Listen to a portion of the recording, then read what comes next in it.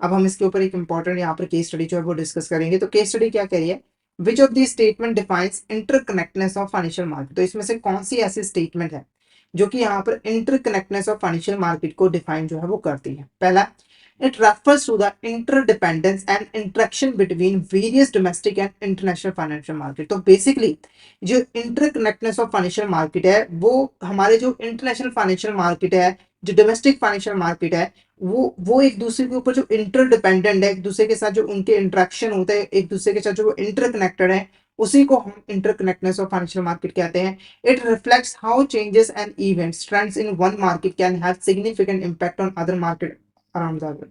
तो इंटरकनेक्टनेस of financial market हमें बताते हैं कि अगर एक मार्केट में चेंजेस आते हैं, इवेंट्स जो होते हैं, ट्रेंड्स जो होते हैं, उनका बाकी की जो मार्केट्स हैं उनके ऊपर भी इम्पैक्ट जो है वो पड़ता है, क्योंकि वो एक दूसरे से इंटरकनेक्टेड है। तो ये भी स्टेटमेंट डिफाइन करती है। This interconnectedness is driven by factors such as globalisation, technology, capital flows, rapid dissemination of information. ये जो इंटरकनेक्टनेस आपको देखने को मिली है, इसके पीछे कई सारे यहाँ पर फैक्टर रिस्पॉन्सिबल है, जैसे कि ग्लोबलाइजेशन होना, technology, capital flaws, rapid dissemination of information. ठीक है, तो all of the is the correct answer. ये सभी की सभी जो स्टेटमेंट है वो यहाँ पर डिफाइन कर रही है इंटरकनेक्टनेस ऑफ फाइनेंशियल मार्केट को। करेक्ट है।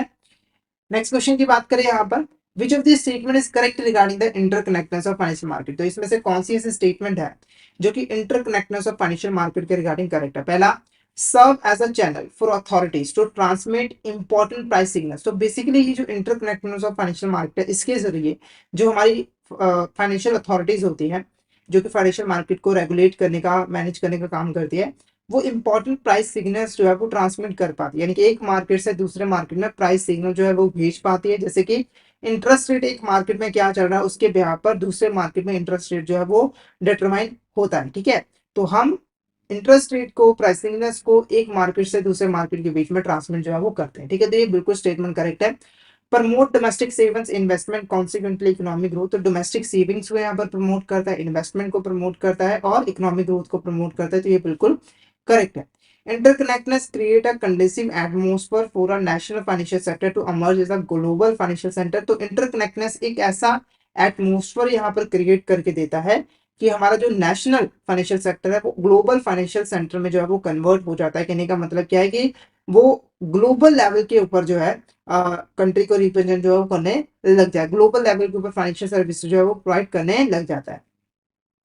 The linkage between market drive competition and efficiency. तो ये जो मार्केट के बीच में लिंकेज होती है, इसके बीच में जो हमारे फाइनेंशियल इंटरमीडियरीज है उनके बीच में यहाँ पर काफी कंपटीशन होता है, जिनसे उनकी एफिशिएंसी जो है वो काफी इंप्रूव जो है वो होती है। तो ये सभी की सभी स्टेटमेंट हमारी बिल्कुल करेक्ट है इंटरकनेक्टनेस ऑफ फाइनेंशियल मार्केट के रिगार्ड।